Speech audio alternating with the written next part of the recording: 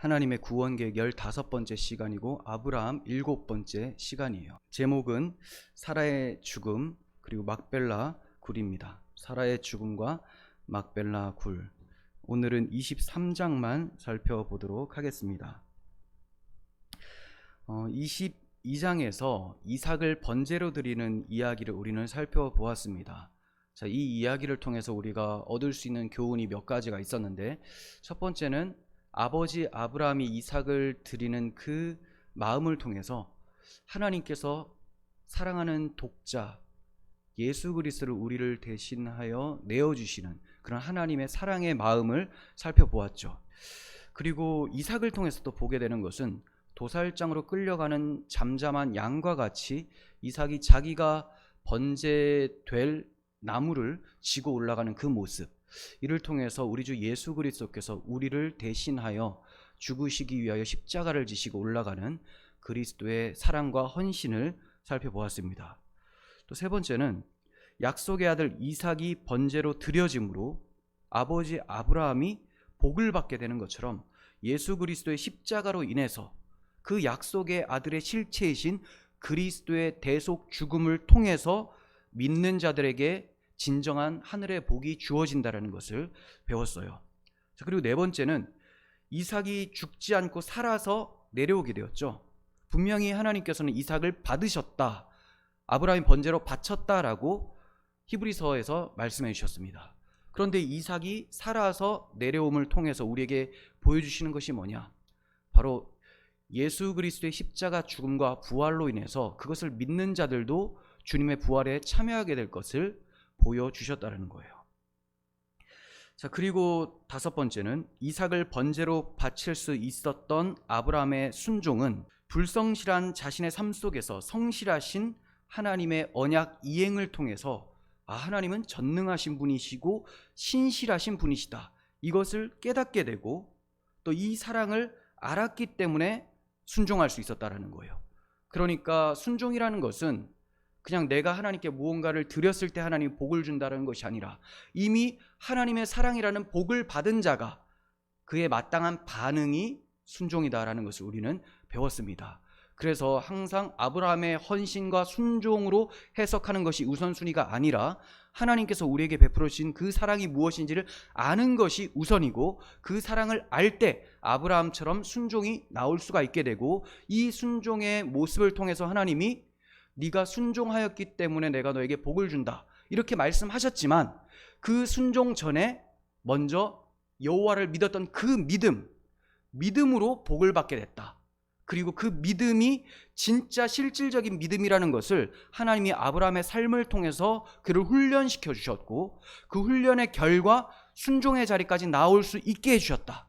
그러니까 복을 주시는 하나님은 복을 받을 수 있는 믿음의 사람으로 만들어내셔서 주신다라는 것을 배웠습니다. 그러니까 항상 하나님의 주권과 행해 주신 일을 우리가 먼저 인식을 할 때 하나님께 복받는 자녀로서 믿음의 사람으로서 살아갈 수 있다는 것을 배웠어요. 자, 이제 이어지는 23장인데요. 22장에서 아브라함을 통해서 십자가와 부활의 복음을 계시받았습니다.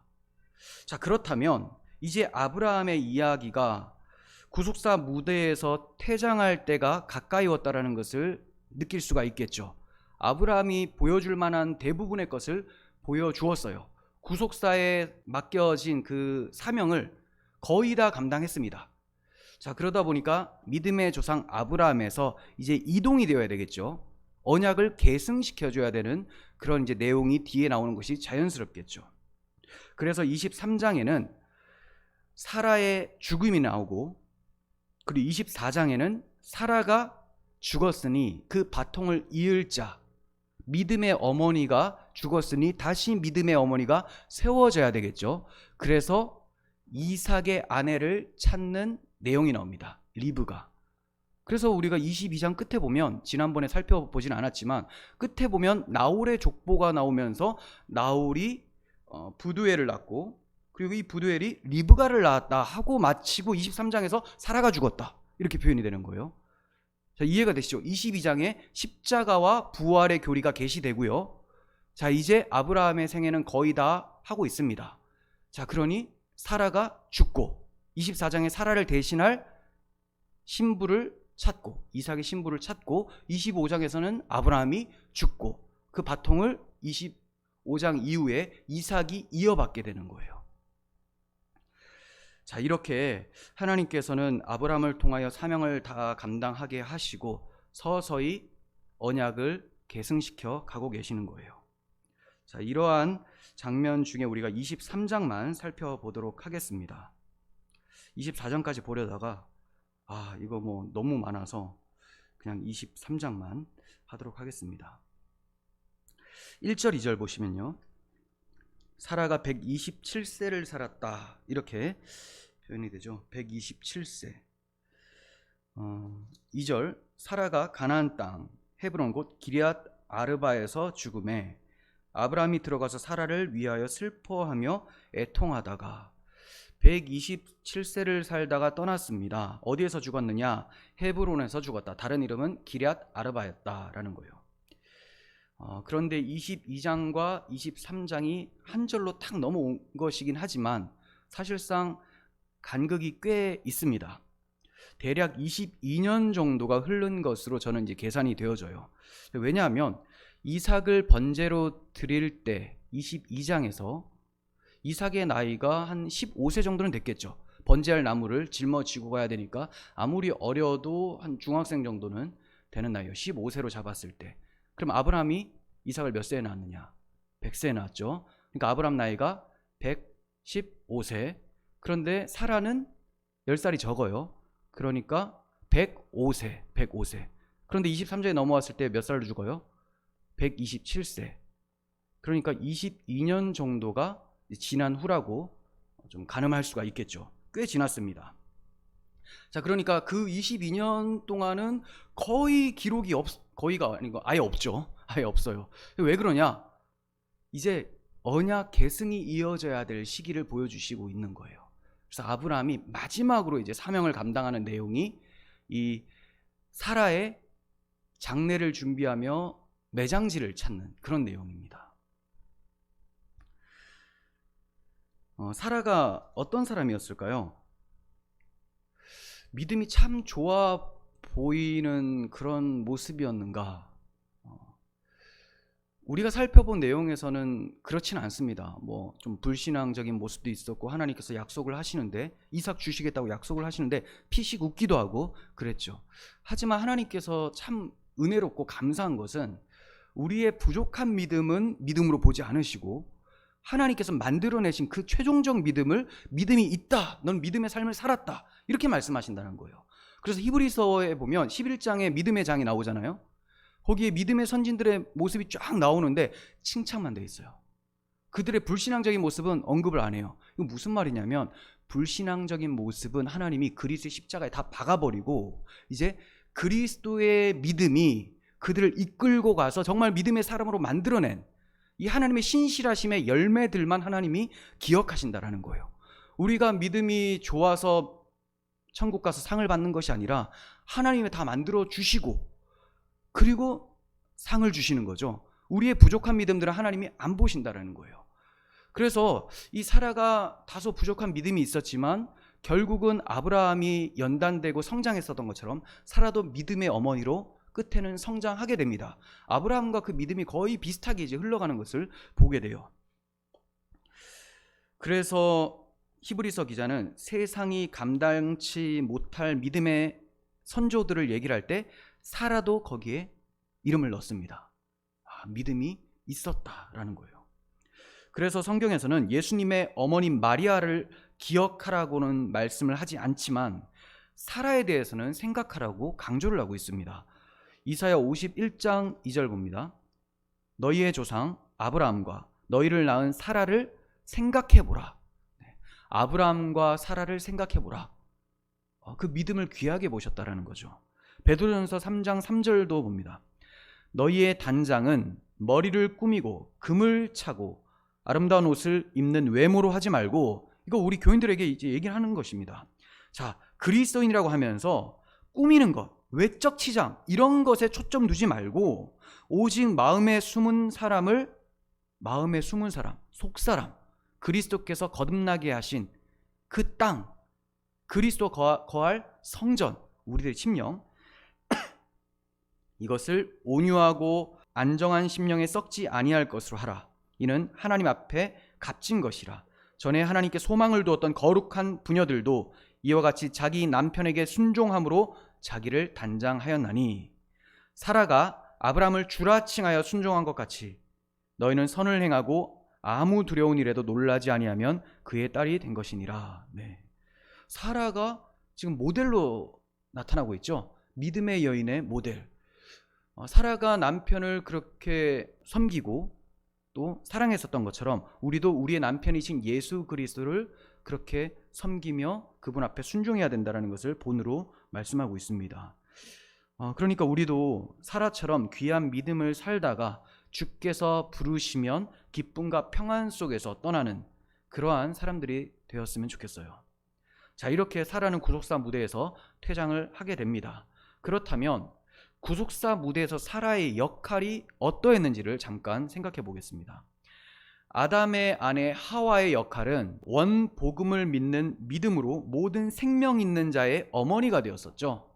하와, 산자들의 어머니. 그러니까 그냥 산자들의 어머니가 된 것이 아니라 원 복음을 믿었기 때문에, 아담과 함께 그 복음을 믿었기 때문에 생명 있는 성도들의 어머니가 하와가 돼버린 거예요. 그런데 하와가 죽자 이제 하나님께서는 또다시 한 사람 택해 주시는데 그 사람이 이제 사라입니다. 아브라함이 모리아산에서 번제로 드리려고 했었던 이삭이 장차 뱀의 머리를 상하게 하실 예수 그리스도의 예표라는 것을 깨닫고 그 복음을 바라보면서 믿음의 삶을 살았습니다. 그러니까 그의 거의 말년에 진정한 믿음을 갖게 되는 것이죠.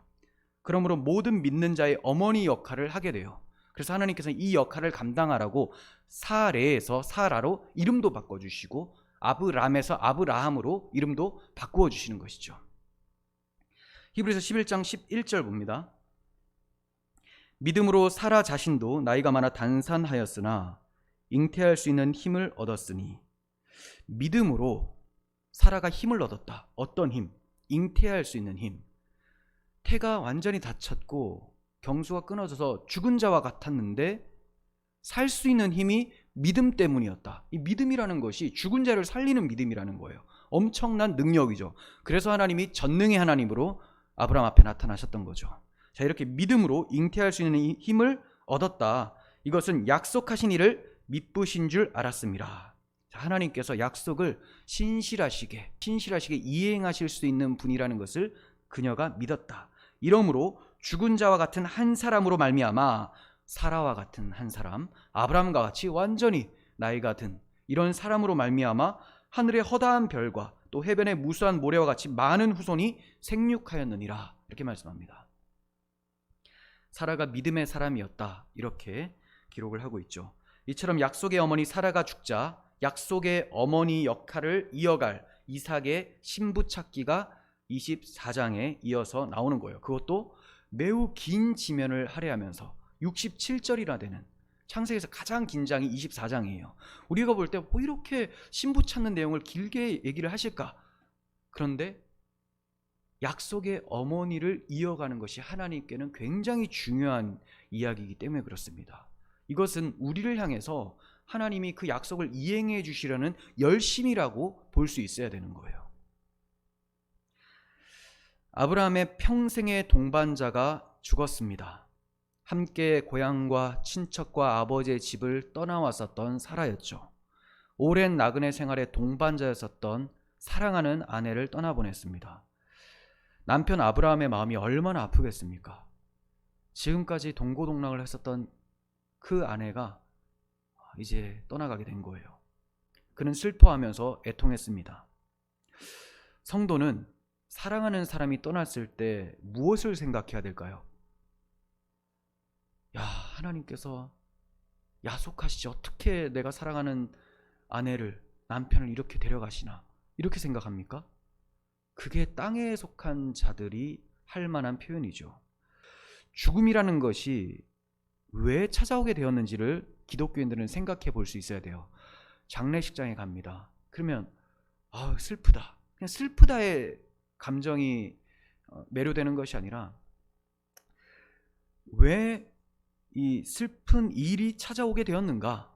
이것을 한번 생각해 봐야 되는 것이죠. 죄 때문이죠. 죄가 무엇입니까? 하나님보다 나를 더 사랑한 죄, 하나님의 말씀보다 나의 말을 더 관철시키려고 하는 것, 이것이 바로 죄입니다. 그러니까 사랑하는 사람의 죽음을 통해서 우리는 하나님을 원망할 것이 아니라 죄의 비참함을 알고 그 죄를 미워할 수 있어야 됩니다.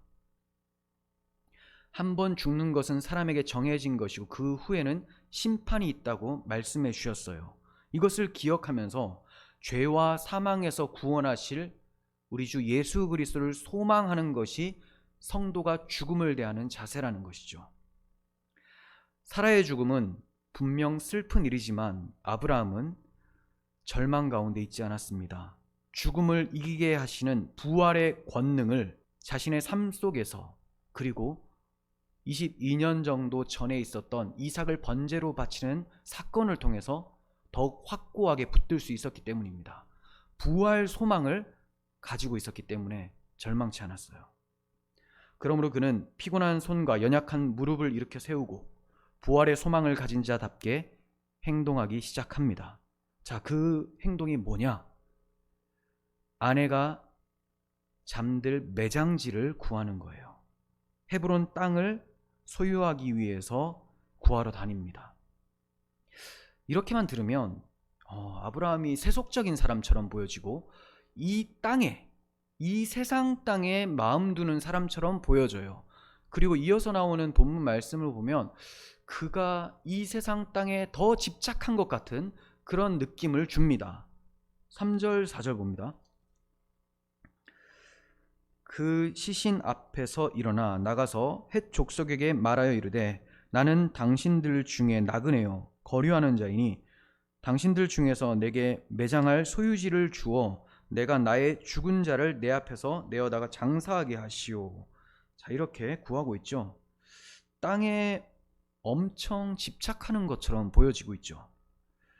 그리고 결국 햇사람 에브론에게 그 땅을 400세겔을 주고 삽니다. 은 400세겔, 꽤 많은 돈이에요. 은 4.6kg 정도 되는 거니까 많은 돈이죠. 이 돈을 주고 사요. 그러면 아브라함이 이제 나그네 생활이 지쳐서 이제 지긋지긋해서 정착하려고 땅을 산 것인가요? 그게 아니죠. 매장지를 구한 겁니다. 매장지. 그랬다면 이 에브론에게 밭을 좀 달라 이렇게 얘기를 했을 거예요. 그런데 그가 구한 것은 굴을 달라고 했던, 굴, 매장지를 달라고 했던 거예요. 그가 밭까지 소유하게 된 것은 아브라함을 좋아했었던 에브론이 그냥 호의로 거저 주었기 때문에 밭을 소유하게 된 것이지, 그가 찾았던 것은 굴이었습니다. 매장지였어요. 경작할 땅, 여기서 눌러서 살겠다, 여기에 초점이 없었던 것이죠. 헤브론에 있는 막벨라굴 매장지는 세속적 땅 이상의 의미를 지니고 있습니다. 헤브론은 훗날 유다 지파의 소유가 되는 땅이에요. 예루살렘과 거리가 얼마 되지 않는 위치에 있습니다. 헤브론은 창세기 13장에서 처음 언급되었는데 아브라함과 조카 롯이 소유가 많아서 서로 이제 갈라지기 시작하죠. 그때 롯은 자기 눈에 보기에 좋은 대로 소돔 땅으로 가버립니다. 하지만 아브라함은 하나님께서 보여주시는 땅으로 가게 돼요. 이게 아브라함의 인생 여정입니다. 자기 눈으로 보고 간 땅에는 늘 어려움이 있는데 하나님이 보여주신 땅으로 가면 그게 축복의 땅이 되는 거예요. 그래서 하나님께서 눈을 들라 하시고 그를 땅을 보라고 하셨는데 그 본 땅이 헤브론 땅이었습니다. 우리 다시 한번 찾아볼까요? 창세기 13장 14절. 롯이 아브라함을 떠난 후에 여호와께서 아브라함에게 이르시되 너는 눈을 들어 너 있는 곳에서 북쪽과 남쪽과 그리고 동쪽과 서쪽을 바라보라. 보이는 땅을 내가 너와 내 자손에게 주리니 영원히 이르리라. 지금 보이는 땅이 헤브론이에요. 영원히 내가 너와 내 자손에게 주겠다, 이렇게 말씀하셨죠. 16절. 내가 내 자손이 땅에 티끌 같게 하리니 사람이 땅의 티끌을 능히 셀 수 있을진데 내 자손도 세리라. 너는 일어나 그 땅을 종과 횡으로 두루 다녀보라. 내가 그것을 내게 주리라. 이에 아브라함이 장막을 옮겨 헤브론에 있는 마므레, 잘 기억해 보세요. 마므레 상수리 숲에 이르러 거주하며 거기서 여호와를 위하여 제단을 쌓았더라. 네. 헤브론, 마므레 상수리 숲에 있는 곳에서 거주하게 되었다. 그리고 여호와께 제단, 예배를 했다. 약속의 땅에 감사하며 믿음으로 받고 제사를 드린 거예요. 즉 헤브론은 하나님께서 아브라함에게 약속하신 땅이었던 거예요. 그러니까 아브라함의 집착은 세속적 땅에 대한 집착이 아니라 하나님 언약에 대한 집중이라고 할 수가 있는 거죠. 아직까지 아브라함은 발붙일 만한 땅도 유업으로 받지 못한 상황입니다. 그러나 개의치 않았을 거예요. 왜냐하면 이 땅이 자신의 때에 주어지게 되는 것이 아니라 이후에 4대 만에 애굽 땅에서 올라오게 될 자기의 후손들에게 주어질 땅이라는 것을 알고 있었기 때문에 지금 나에게 땅 한 평 없어도 괜찮다, 이렇게 나그네처럼 살고 있었던 거예요. 그런데 벌써부터 헤브론 땅에 집착했었던 이유가 뭘까요? 헤브론에 있는 막벨라 밭을 소유함으로 하나님의 언약을 기억하며 살아간다라는 신앙 고백으로서 구입을 했었던 겁니다. 또한 이 언약 중심의 신앙을 후손들에게 계승해 주기 위해서 그 약속의 땅을 한 평 정도 사버리는 거죠. 그래서 이 땅을 기억해라, 하나님이 주시기로 했다. 언약 계승이에요. 신앙을 물려주는 거죠. 땅을 물려주는 것이 아니라, 오늘날 기독교인들이 하나님 나라가 소망이라고 말은 하지만 이 땅, 이 세상 땅, 그거 넘겨주려고 얼마나 애를 씁니까? 자식들에게 신앙 넘겨주려고는 생각하지 않고 이 땅에 있는 가치들, 이것을 넘겨주려고 하고, 이거 넘겨주지 못해서 안절부절하고 아파하는 거, 이거 아파하는 게 사랑이 아닙니다. 오히려 내가 신앙을 넘겨주지 못하는 것에 대해서 아파야죠. 그게 진정한 사랑이죠. 그래서 우리가 아브라함처럼 정말 막벨라 굴을 늘 마련할 수 있어야 돼요. 이건 이 땅에 그런 땅을 마련하라는 것이 아니에요. 신앙을 계승해 줄 수 있는 그러한 것을 마련해 줘야 된다는 거죠. 이 부분에 대해서는 또 이후에 좀 더 살펴보도록 하겠습니다. 자, 이렇게 신앙 고백적 차원에서 믿음을 계승시켜 줄 차원에서 막벨라 굴을 매입을 했습니다. 이 막벨라 굴은 언약의 땅이라고 말씀을 드렸죠. 13장에서 마므레 상수리 숲을 앞에 있는 그런 땅이 이제 헤브론이었어요.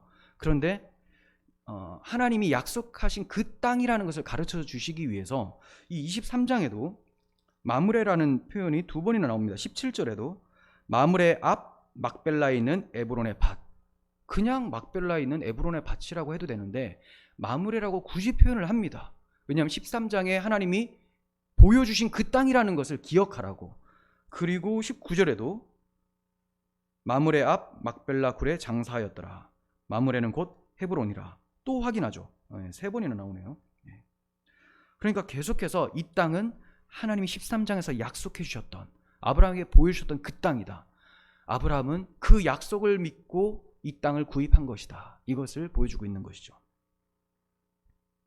자, 훗날 이 막벨라 굴에 사라뿐 아니라 아브라함과 이삭과 그의 아내 리브가, 그리고 야곱과 그의 아내 레아까지 다 묻히게 됩니다. 그러니까 믿음의 조상들이 여기다 다 묻히게 되는 거예요. 라헬만 빼고. 라헬은 이제 에브랏 길에서 해산의 고통으로 죽게 되죠. 네. 그러니까 믿음의 조상들이 이곳에 다 들어가게 돼요. 이들이 이곳에 묻혔다라는 것은 이들 모두가 하나님의 약속을 기억하고 소망 중에 잠들었다는 것이 됩니다. 왜 잠든 것이냐? 부활하기 때문에. 그러면 부활해서 그들이 어디에서 살게 되는가? 헤브론 땅? 막벨라 굴에서 삽니까? 막벨라 밭에서? 아니죠. 이것은 모형이에요. 모형. 보이지 않는 하늘의 하나님의 땅을 표현하기 위한 가시적인 이 세상에서 주신 땅이었습니다. 히브리서 11장 13절 보시면 믿음의 사람들은, 이 사람들은 다 믿음을 따라 죽었으며 약속을 받지 못하였을 때 그것들을 멀리서 보고 환영하며 또 땅에서는 외국인과 나그네임을 증언하였으니 그들이 이같이 말하는 것은 자기들이 본향 찾는 자임을 나타냄이라. 그들이 나온 바 본향을 생각하였더라면 돌아갈 기회가 있었으려니와 그들이 이제는 더 나은 본향을 사모하니 곧 하늘에 있는 것이라. 이러므로 하나님이 그들의 하나님이라 일컬음을 받으심을 부끄러워하지 아니하시고 그들을 위하여 한 성을 예비하셨느니라. 사람들이 다 믿음을 따라 죽었어요. 믿음을 따라 죽은 사람들의 특징은 이 땅에서 나그네와 외국인처럼 생활을 했다. 그래서 그들이 하늘 본향을 바라보면서 살았다, 이렇게 표현을 하고 있습니다. 나온 바 본향을 생각하였더라면, 아브라함에게 나온 바 본향은 갈대아우르, 하란이죠.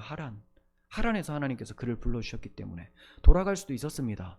그리고 아버지 데라가 죽었을 때 친척들이 이제 아직까지 하나님이 약속하여 주신 그 땅 한 평도 받지 못했지 않느냐, 돌아오라 이런 말이 엄청 많았을 거예요. 하지만 그는 아버지가 죽었음에도 돌아가지 않고 그냥 하늘 본향을 바라보면서 막벨라 굴을 사버립니다. 네.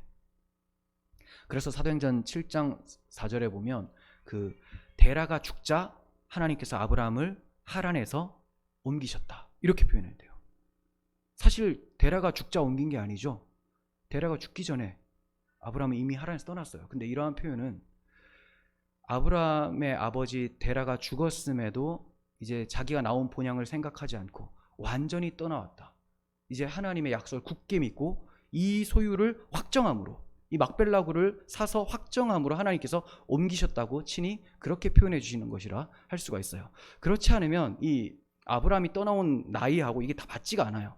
그래서 이 언약 측면에서 그렇게 하나님이 보시고 기록을 해주셨다, 이렇게 이제 보고 있습니다. 아브라함을 비롯한 믿음의 조상들의 소망은 눈에 보이는 가나안 땅 너머에 있는 하늘 본향이었어요. 영원한 안식의 처소인 하나님 나라를 바라본 것이고, 다른 말로는 언약의 실체이신 그리스도 안에 있는 안식을 바라본 것입니다. 참 성도는 이 땅에서 나그네와 거류민으로 살아가게 마련입니다. 그래서 아브라함은 나는 당신들 중에 나그네요 거류하는 자로 있다, 이렇게 이제 표현을 하고 있죠. 밭을 사서 이 땅의 원주민처럼 살아갈 것이라면 이렇게 얘기하지 않았을 거예요. 하지만 나는 나그네요 거류민이니 그냥 매장지만 달라, 매장지. 난 내가 이를 약속의 땅이 있다. 자, 그 땅은 1차적으로는 내가 사고 있는 이 땅, 헤브론 땅, 막벨라, 이것을 하나님께서 주신다고 했고, 이것이 끝이 아니라 이걸 통하여 하늘의 본향을 하나님께서 약속해 주셨다. 그러니까 나는 이 땅에서 나그네로 사니 당신은 굴만 달라, 이렇게 얘기를 하고 있는 것입니다. 하나님께서는 우리가 팔레스타인 땅에 살기를 원하시는 것이 아니라 그리스도 안에 살기를 원하세요. 그리고 그리스도를 모신 땅을 소중히 여기며 감사하며 살기를 원하십니다. 그리스도를 모신 땅 어디예요? 우리들 마음이죠. 성도들의 거듭난 심령, 이것을 소중히 여기며 감사하며 살기를 하나님께서 원하시는 거예요. 그 심령의 땅이라는 약속의 땅 외에는 성도들이 마음을 둘 곳, 머리 둘 곳 없다는 거예요. 우리 안에 예수 그리스도가 계신 이곳이 천국이고 이곳이 안식처지 다른 곳에서 안식할 수가 없습니다. 큰 궁전 같은 그런 집에 들어가면 안식할 수 있습니까? 그런 것이 아니라는 거죠. 주께서 우리에게 약속하신 땅, 먼저는 내 안에 베풀어 주신 하나님의 거처, 우리의 심령이고, 또 새하늘과 새 땅에서 우리에게 베풀어 주실 완성된 하나님 나라가 우리가 갈 본향입니다. 아브라함이 그렇게 나그네와 거류민으로 하늘 본향을 사모하며 살았어요. 히브리서 11장 8절에서는 믿음으로 아브라함은 부르심을 받았을 때 순종하여 장래의 유업으로 받을 땅에 나아갈새 갈 바를 알지 못하고 나아갔으며, 믿음으로 그가 이방 땅에 있는 것 같이 약속의 땅에 거류하여 동일한 약속을 유업으로 함께 받은 이삭과 및 야곱과 더불어 장막에 거하였으니 이는 그가 하나님이 계획하시고 지으실 터가 있는 성을 바랐음이라. 왜 장막에 거했느냐? 나그네이기 때문에. 이스라엘 백성들이 왜 초막절을 지킵니까? 이 땅에서는 나그네이기 때문에, 약속의 땅에 들어가야 되기 때문에 광야에서 살았던 것을 기억해라. 성도들이 왜 이 땅에 마음과 머리를 두면 안 됩니까? 우리가 가야 될 곳이 있기 때문에. 우리는 나그네니까. 야곱은 어떻게 살았습니까? 야곱이 애굽의 바로 앞에 섰을 때 네 나이가 얼마냐라는 바로의 질문에 내 나그네 길의 세월이 우리 조상들의 연조에는 미치지 못했지만 굉장히 험악한 나그네의 삶을 살았습니다. 이렇게 얘기를 해요. 저 또한 굉장히 험악한 나그네의 길을 살았습니다. 다윗은 성전 건축을 위한 재료를 준비하면서 자신이 나그네임을 기억하며 하나님께 기도를 드렸습니다. 역대상 29장 14절 보시면 나와 내 백성이 무엇이기에 이처럼 즐거운 마음으로 드릴 힘이 있었나이까. 나와 내 백성이 무엇이기에. 아무것도 없는 빈털털입니다. 우리는 나그네입니다. 우리가 드릴 수 있었던 것은 주께서 주셨기 때문에 주님의 은혜로만 사는 나그네입니다 라는 거예요. 모든 것이 주께로 말미암아 싸우니 우리가 주의 손으로 받은 것으로 주께 드렸을 뿐입니다. 우리는 우리 조상들과 같이 주님 앞에서 이방 나그네와 거류민들이라. 세상에 있는 날이 그림자 같아서 희망이 없나이다. 이거는 염세주의가 아니에요. 내가 육신으로 말을 하자면 희망이 없는 사람입니다. 세상에 있는 우리의 삶이 얼마나 쏜살같이 지나갑니까? 하나님, 그러나 우리는 이 땅에서 나그네지만 본향을 찾는 사람입니다. 그러면서 성전을 건축할 재료를 준비하면서 이 기도를 드리는 거예요. 그 성전 안에 거하는 것이 그들의 힘입니까? 아니죠. 이 눈에 보이는 성전을 통해서 하늘 성전을 바라보는 삶을 살았던 사람이 다윗이었다라는 거예요. 그런데 이것을 보지 못하고 솔로몬 성전 위대하다, 헤롯 성전 위대하다, 이렇게 살았던 사람들이 이스라엘 사람들이었죠. 그래서 주님께서 이 성전 이거 아니다. 강도의 소굴이다. 내가 진짜 성전인데 너희를 위해서 이 참 성전이 허물어지고 사흘 만에 다시 세워지면 너희가 그 안에 거하게 될 것이다. 내가 거처를 준비하러 갈 테니 너희는 내 안에, 내가 너희 안에 거해서 너희가 거룩한 성전이 될 것이다. 이렇게 말씀해 주셨던 것이죠. 우리 신앙의 선배들은 스스로를 나그네로 표현하고 있었습니다. 우리 주님도 이 세상에서 나그네처럼 사셨어요. 머리 둘 곳 없이 사셨습니다. 왜 주님이 나그네처럼 사셨을까요? 이 세상은 주님이 창조하셨잖아요. 주님의 소유잖아요. 우리도 주님의 피조물로서 주님의 것이고, 그런데 왜 나그네처럼, 왜 머리 둘 곳 없이 헐벗고 매맞고 굶주리고 십자가에 못 박혀 죽으셨습니까? 우리 죄를 대신해서. 우리가 비참하게 살아야 되는데 주님께서 우리의 비참함을 다 가지고 사셨고 죽으셨던 거예요. 우리 주님도 이렇게 나그네로 사셨는데 그의 몸된 교회, 우리들은 어떻게 살아야 되겠습니까? 나그네로 살아야 되죠. 우리가 정말로 스스로를 이 땅에서 나그네라고 생각하며 삽니까? 한번 곰곰이 생각해 보십시오. 자기에게 한번 물어보세요. 내 삶이 나그네 삶인가? 내가 정말 외국인과 거류민처럼 사는 것인가? 이 세상에서 내 집 갖기가 세상 사람들에게는 막 소원처럼 여겨지는데 과연 나에게 그러한 소원이 있는가? 자기 집 갖지 말라는 게 아니에요. 근데 그것이 없어서 막 탄식하며 절망하는 것, 이게 불신앙적이라는 거예요. 이게 정말로 소유해야 될 하나님 나라에 대해서는 관심이 별로 없고 불타 없어질 이 세상 땅에 소망을 두고 있다면, 내 마음이 있다면 그게 우상숭배가 되는 거예요. 분명히 말씀드리지만 자기 집을 소유할 수 있습니다. 그런데 이게 사라질 거라는 것을 아셔야 되는 거예요. 잠깐 거하는 거죠. 그러니까 내가 소유해서 살다가 빚을 져서 이게 팔리든지, 아니면 내가 끝까지는 팔리지 않았지만 내가 죽고 이걸 남겨두고 가든지, 결국은 결별입니다. 내 것이 아니라는 말이에요. 영원히 내 것은 뭐냐? 예수 그리스도의 피로 우리에게 만들어주신 약속의 땅이라는 거죠. 우리 심령, 주님 거하신 처소, 그리고 우리가 가게 될 본향 하나님 나라, 이게 우리가 정말 소망해야 되는 거예요. 내가 관심을 갖고 고민하는 것들은 정말 나그네에게 필요한 것들입니까? 어떤 것을 관심 갖고 있고 어떤 것을 소유하고자 힘씁니까? 과연 나그네에게 그게 필요한지 한번 자문해 보세요.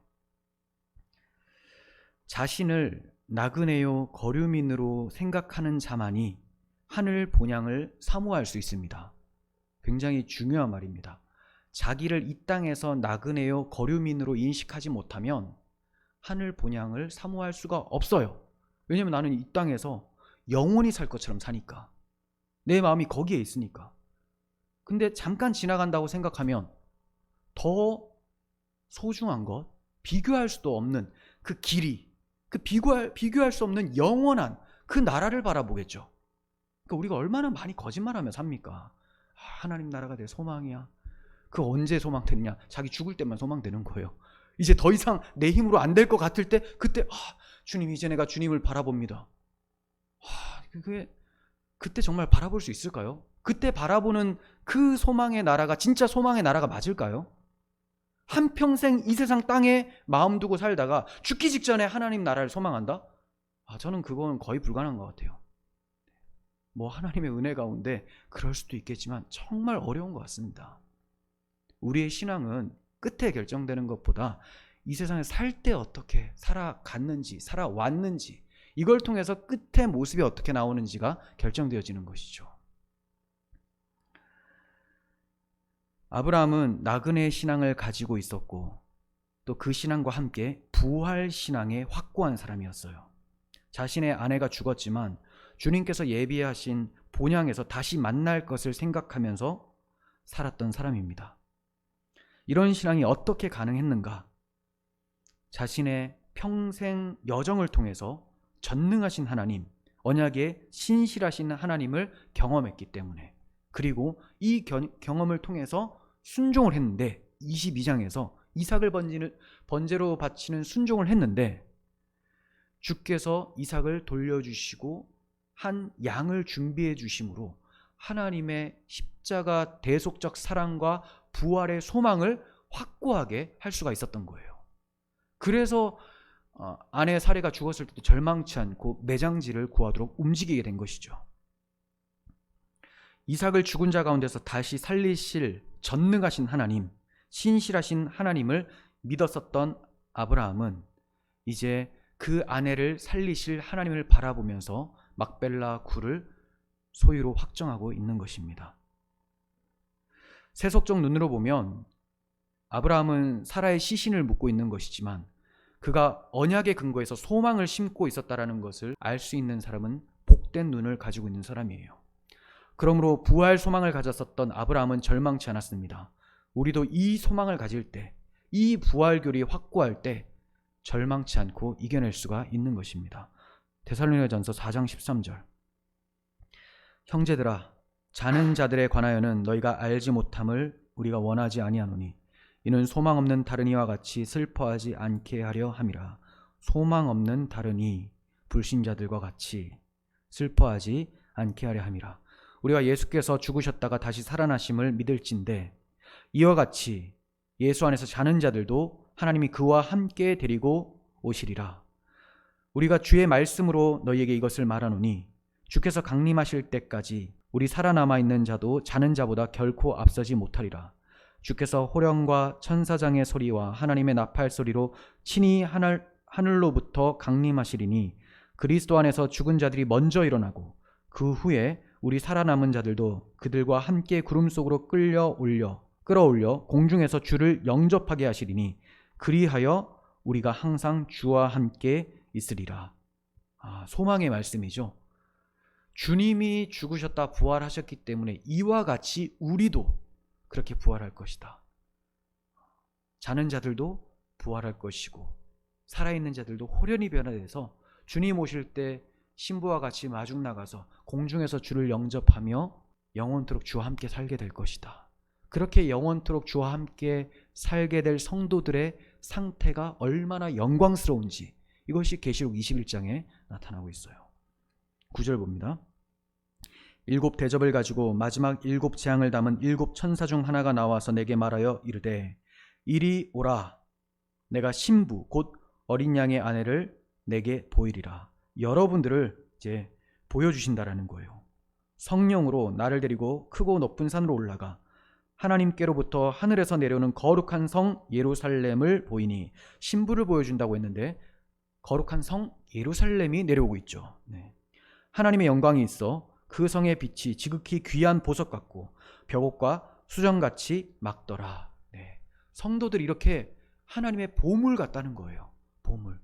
그래서 대제사장, 예수 그리스도를 예표했었던 대제사장의 옷에, 가슴에 그 보석들이 박혀져 있는 거죠. 12지파 이름들이. 여러분들이 예수님의 마음에 이렇게 박혀져 있는 것입니다.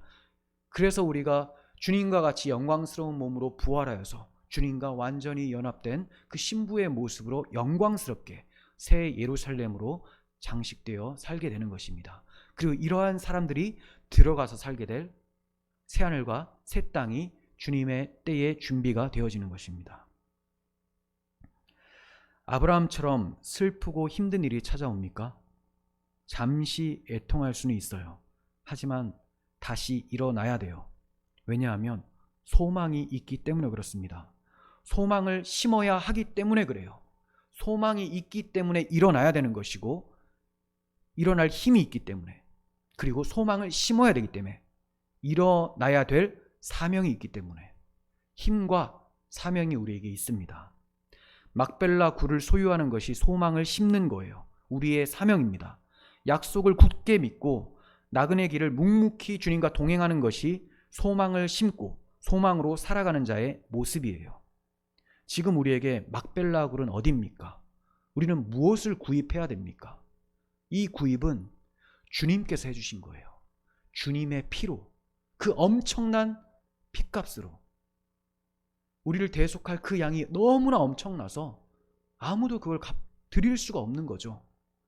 이 엄청난 그리스도의 피의 가치로 막벨라 굴을 마련해 주셨어요. 우리 마음이죠. 그래서 아브라함이 에브론이 그렇게 그냥 거저주겠다고 하는데, 아니다, 내가 400세겔을 주고 사겠다. 꼭 돈을 주고 삽니다.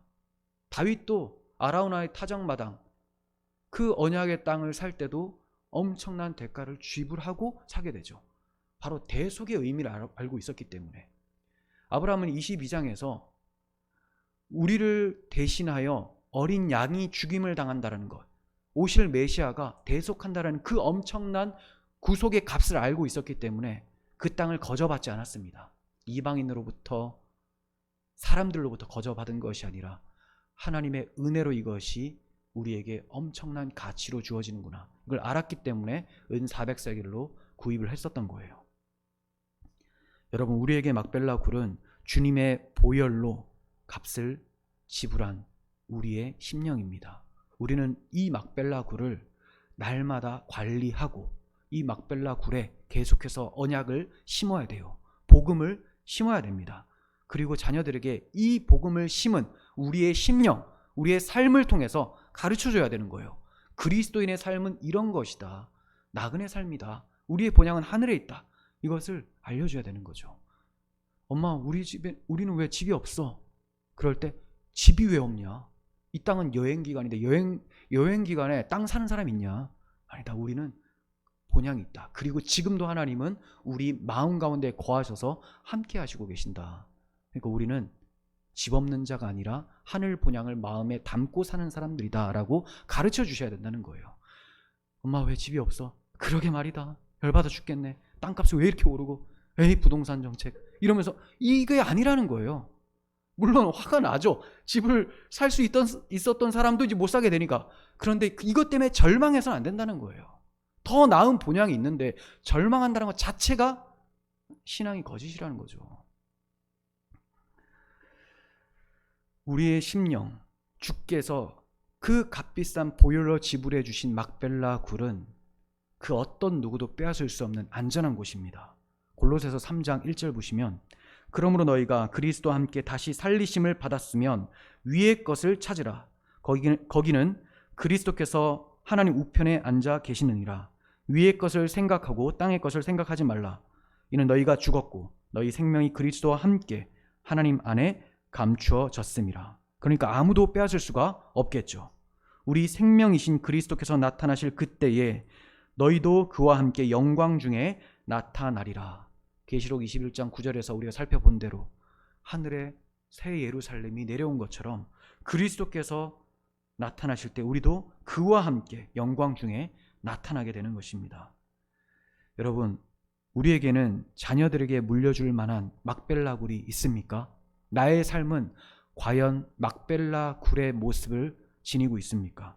우리 모두가 아브라함처럼 언약을 붙잡고 부활 신앙으로 살아갔으면 좋겠습니다. 또한 이 땅에서는 막벨라 굴 같은 땅 한 평 없어도 그리스도를 모신 내 마음이 막벨라 굴이요 마침내 주어질 하늘 본향이 있음을 확신하며 이 땅에서 나그네와 외국인으로 주와 함께 살아가는 우리 모두가 되기를 소원합니다. 기도하겠습니다. 하나님 아버지, 아브라함이 불성실한 삶을 많이 살았지만 주께서 그를 연단시켜 가시며 복음이 무엇인지를 가르쳐 주셨습니다.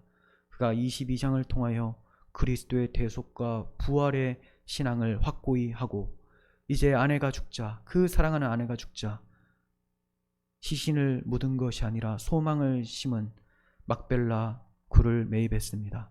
하나님, 저희가 이 세상에서 무엇을 심겠습니까? 주의 언약의 말씀 복음으로 심고 예수의 피로 심어서 하나님이 거하실 처소가 되도록 계속 지어져 가게 하여 주시옵소서. 그리하여 이 땅에서 나그네와 외국인의 삶을 증거하며 믿음의 삶을 살았다고 주께 칭찬받는 저희들이 되게 하여 주옵소서. 우리 구주 예수 그리스도의 이름으로 기도합니다. 아멘.